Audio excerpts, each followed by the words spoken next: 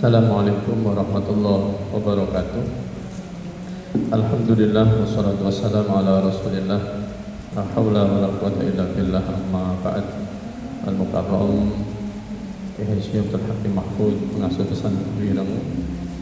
Al-Mukarram Kiai Haji Ahmad Musta'in Syafi'i, Ketua Dewan Majelis Masyayikh Wireng, dan rekan-rekan yang hadir. Acara Basul Masail Nasional ini dilakukan dalam 2 hari, tanggal 19 sampai 20 Desember, terbagi dalam 2 jalsa, 2 sesi. Sesi pertama pada hari Kamis dari jam 19.30 sampai 23.15, dan yang berhasil dibahas hanya 1 permasalahan. Dilanjutkan di hari kedua, hari Jumat 20 Desember, dari pukul 8 pagi hingga 11.20, itu pun juga 1 permasalahan. Dan dalam Basul Masail ini pesantren Wireng mengundang 40 delegasi dari Jawa Timur, 8 delegasi dari Jawa Tengah, 3 delegasi dari Jawa Barat, 1 dari Jambi, 1 dari Riau, dan 2 dari Sumatera Barat. Adapun di jajaran Mushohi pada Basul Masail kali ini adalah Al-Mukarram Kiai Haji Muhibbul Aman Ali, Rois Syuriah PBNU, dan juga Kiai Haji Muflis Dimyati sebagai Mushohi dari jajaran penasehat BW LBMNU Jawa Timur. Adapun perumus yang pertama adalah Kiai Mahfud Ali Amari Sya'roni dari Jombang, lalu Kiai Agus Sofiyul Muhibbin, dan Kiai Agus Arif Ridwan Akbar. Dalam Basul Masail ini ada 2 permasalahan yang bisa berhasil diselesaikan.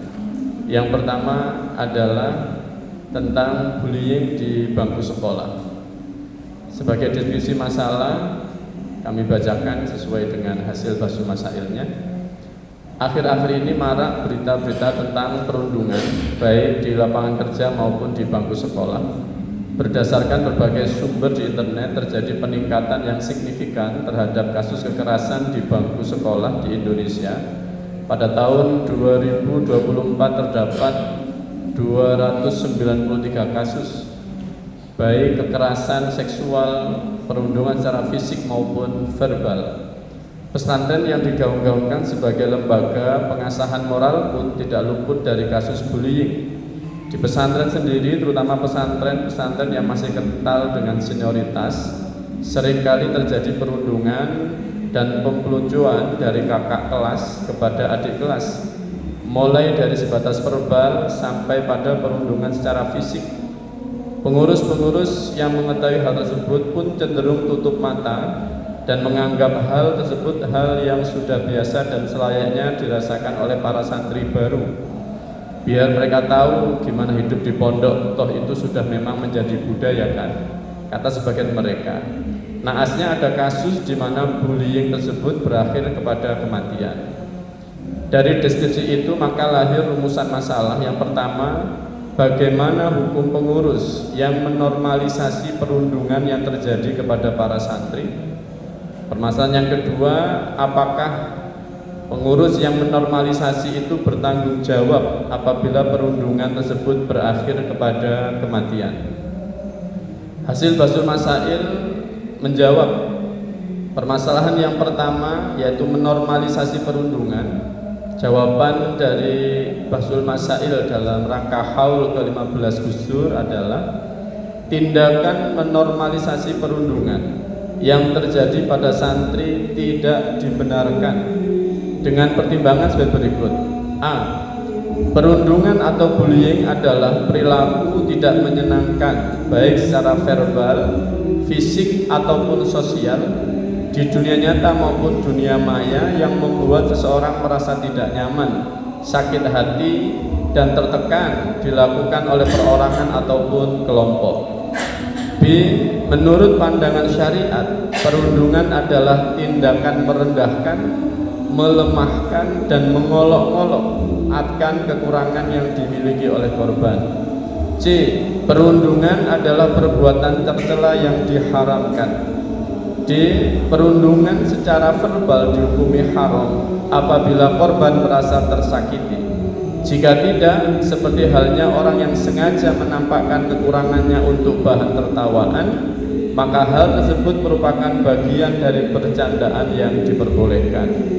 E. Pengurus pesantren berkewajiban melaksanakan amanah berupa memberikan pendidikan dan menjaga keamanan santri. F. Pengurus pesantren berkewajiban melarang dan mencegah terjadinya perundungan serta memberikan edukasi akan bahaya perundungan. G. Menormalisasi adalah sikap pembiaran dan pembiasaan.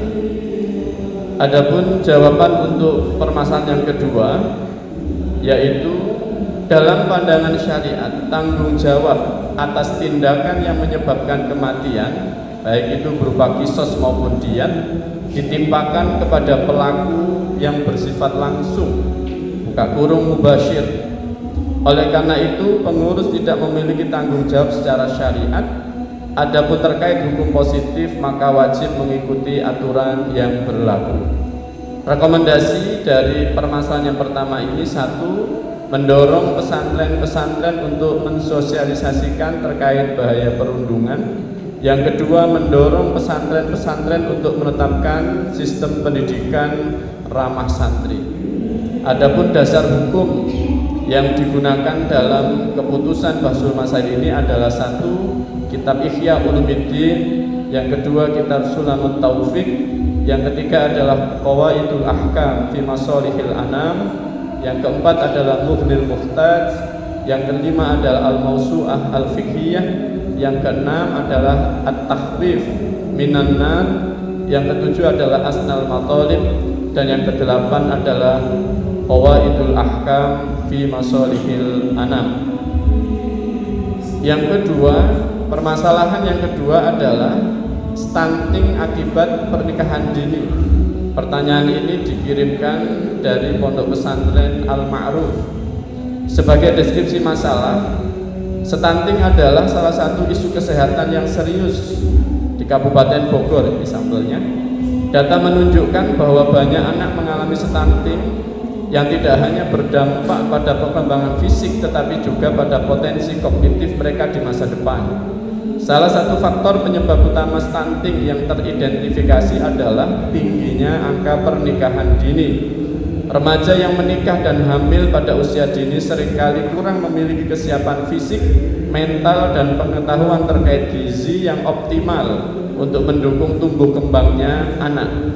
Kondisi ini diperparah dengan faktor ekonomi dan rendahnya tingkat pendidikan di beberapa daerah.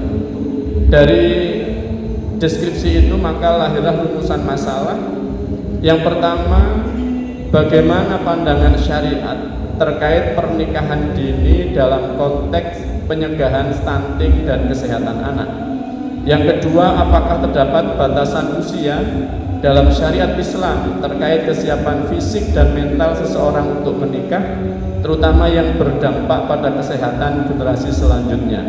Yang ketiga, apakah praktik ini bersejalan dengan prinsip syariah yang menekankan pentingnya menjaga kesehatan dan kesejahteraan generasi penerus?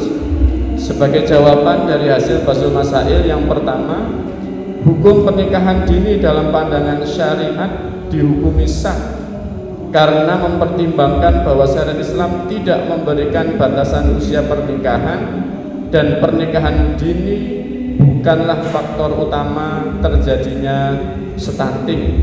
Sehingga dari jawaban ini maka pertanyaan nomor 2 dan 3 memiliki jawaban yang sama. Demikian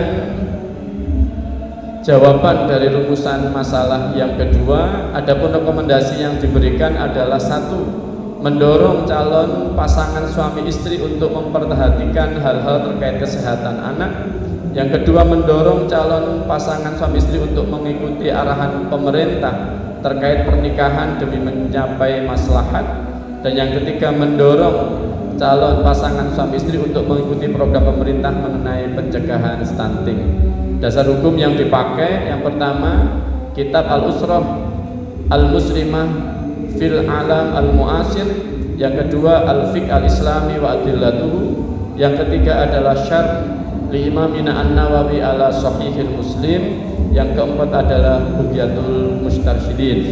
Demikian hasil Basul Masail yang dilaksanakan selama 2 hari dalam mengisi salah satu kegiatan dalam haul ke-15 Gus Dur dan Masyayikh Pesantren Tebireng. Kurang lebihnya mohon maaf. Wallahul muwaffiq ila aqwamit thoriq. Wassalamualaikum warahmatullahi wabarakatuh. Terima kasih kami sampaikan kepada Kiai Roziki yang sudah menyampaikan hasil dari Basul Masail nasional yang diselenggarakan dalam rangka Haul Gus Dur. Sebelum kami membuka pertanyaan untuk teman-teman media, terlebih dahulu akan ada arahan dari pengasuh pesantren Tebireng. Langsung, selanjutnya kami persilakan kepada teman-teman media, mungkin ada pertanyaan terkait hasil Basul Masail atau pelaksanaan haul, silakan.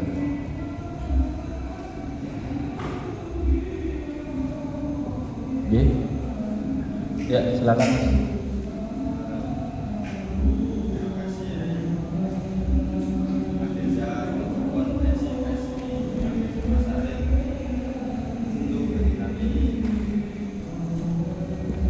Sangat baik karena sebagai bentuk menyebarkan ilmu.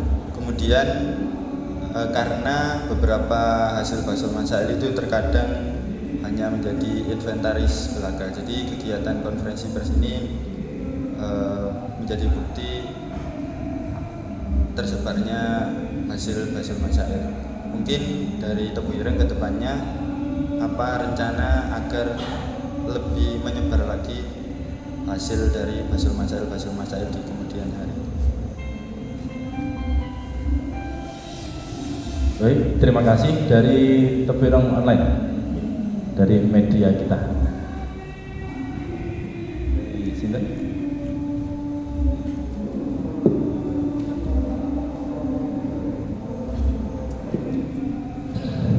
Assalamualaikum warahmatullahi wabarakatuh.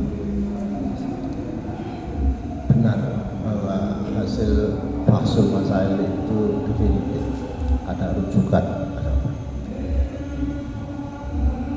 Tetapi ini tidak berhenti di situ. Ada kolom rekomendasi. Basul Masail pasti fikih, hukumnya hitam putih seperti tadi itu. Apa sih hubungannya stunting dengan pernikahan dini? Pernikahan dini malah lemu-lemu, anaknya sehat-sehat ya akeh karena nom semangat. Itu satu efek kemiskinan. Justru kalau dibahas stuntingnya, ya jangan menohok ke pernikahan dini saja, ke pernikahan siapapun yang tidak siap secara ekonomi seperti itu, arahnya ke sana.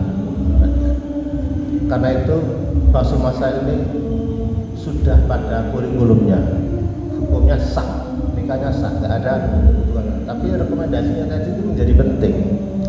Bagaimana nanti diusulkan ke pemerintah untuk memperketat persyaratan munakahah, ditambah dengan kemaslahatan ke depan yang definitif. Tadi juga ada rujukannya Faidul Ahkam di Masholihil Anak. Itu tradisi Hadratus Syekh. Kalau menghukumi itu tidak hitam putih. Kemaslahatannya dimunculkan. Rujukan pun begitu bebas. Mana yang mengandung baik. Seperti tadi yang terakhir, itu nggak usah dibahas loh ya. Kitab yang terakhir tadi itu Buhyatul Mustarsyidin, itu karangannya Pak Alawi, Abdul Rahman Pahlawi. Ojo bahas Pak Alawi ini dibahas. Ilmunya itu dibaca di sini. Pertama kali baca itu saya tahun sekian 80. Kalau begitu pekerjaan tugas pesantren ini yaitu menyampaikan rekomendasi tadi itu ke pemerintah.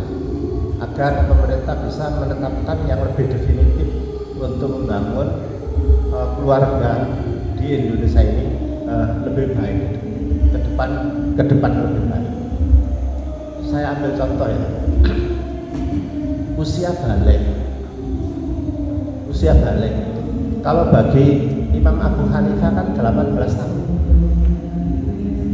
Pemerintah sudah bagus tuh menetapkan kemanten usia 18 tahun. Imam Abu Hanifah enggak Imam Syafi'i. Perkara Hadratul Rasul menikahi gadis yang muda itu kan cuma sekali sebagai tasyrik saja. Jadi sampai ada bahasan menikah pada pengantin yang masih muda, nggak ada batasan umur itu, ya jangan terlalu begitulah. Kesimpulannya itu loh yang terlanjur tasyrik saja. Sekarang ada anak lahir, seret, cewek, saya nikahi sah kok. Terus gaya apa? Nggak ada masalahnya, kita bisa ngomongin tidak, jadi tidak betul. Tetapi kesalahan orang fikih sering-sering terhenti pada hukum hitam putih saja. Jadi pertama itu betul. Tugas kedua dari pesantren ini adalah menyampaikan rekomendasi kepada pemerintah. Mudah-mudahan pengaturannya itu bisa lebih maslahat ke depan. Itulah saya kira cukup. Terima kasih dari Kiai Musta'in Syafi'i, Ketua Dewan Masyayikh Pesantren Tebu Ireng, untuk menjawab tentang hal yang harus kita lakukan selanjutnya adalah yang telah disampaikan oleh beliau tadi. Dan ini salah satu tujuan kami mengundang teman-teman media agar hasil dari Basul Masail ini tersampaikan secara nasional dan benar-benar diikuti oleh pesantren-pesantren yang lain, dan tidak ada lagi kasus-kasus terutama bullying dan stunting di Indonesia pada umumnya. Terima kasih. Sudah? Ya, di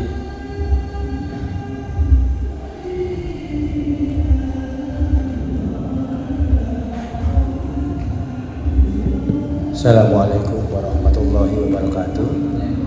Saya Yusuf Wibisono dari beritajatim.com. Yang pertama menanyakan masalah puncak haul ke-15 Gus Dur ini ya Pak Yai. Nanti tokohnya siapa saja yang hadir, kemudian dari pihak keluarga Gus Dur yang hadir di Tebu Ireng ini siapa saja.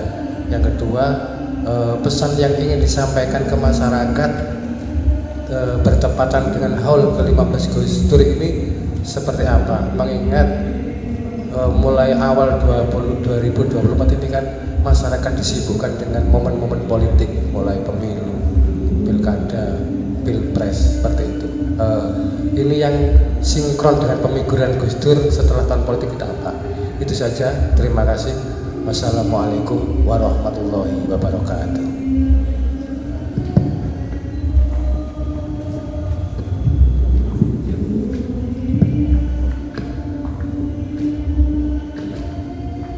Baik, terima kasih dari beritajatim.com. Jadi ini Haul Gus Dur yang ke-15 kita laksanakan di tanggal 22 Desember ini puncaknya, dan insya Allah kita mengundang ada beberapa tokoh-tokoh insya Allah yang akan hadir. Pak Profesor Nazaruddin Umar, Menteri Agama, kemudian pembicaranya ada Kiai Said Abil, kemudian ada Habib Umar Mutohar, kemudian ada Bu Gubernur Jawa Timur, dan ada beberapa lagi yang lain. Itu yang kira-kira yang tokoh-tokoh nasionalnya. Dan di dalam kesempatan ini kita yang sudah merupakan tradisi untuk melaksanakan kegiatan ini, melaksanakan kegiatan Haul Gus Dur ini, kita juga pada kesempatan ini kita manfaatkan untuk menyampaikan pesan-pesan bahwa di Tebu Ireng ini, nah itu apa yang sudah dilakukan Gus Dur itu adalah bagaimana kemanusiaan, bagaimana kita membangun persatuan, bagaimana kita membangun ukhuwah. Itu yang dilakukan Gus Dur. Kita mengingatkan kembali. Nah, ini tadi disampaikan, ini sudah selesai dengan pilkada, pilpres, pilkada, yang dimana itu adalah suatu kompetisi yang menjadikan kita itu kadang-kadang semangatnya itu akhirnya menjadikan satu ganjalan ke depan. Kita memberikan pesan kembali lagi bahwa bangsa ini adalah bangsa yang ramah. Bangsa Indonesia itu orang-orangnya yang sangat ramah. Nah, itu kita kembali ke situ posisi kita, sehingga kita bersama-sama kita mengingatkan, kita saling untuk menjaga ukhuwah, kita menjaga harmoni ini, sehingga nanti ke depan lagi ya bangsa ini bangsa kembali lagi kepada budaya bangsa Indonesia yang ramah itu tadi. Nah, mudah-mudahan ini nanti bisa disampaikan kepada masyarakat umum, dan secara umum secara nasional kita menyampaikan, marilah sama-sama kita menjaga persatuan supaya negeri ini menjadi negeri yang aman, negeri yang damai, dan itu memang karakter daripada bangsa Indonesia ke depan lagi, supaya kita sama-sama menikmati satu kemajuan dari negara kesatuan Republik Indonesia ini. Nah, ini demikian kira-kira pesan-pesan yang penting di dalam rangka kita memperingati Haul Gus Dur ini. Dan yaitu kita mengajak semua media juga sama, kita supaya kita guyup, rukun, damai, harmoni. Nah, ini modal sebuah bangsa itu untuk bisa maju, itu adalah seperti itu. Demikian dari saya, terima kasih.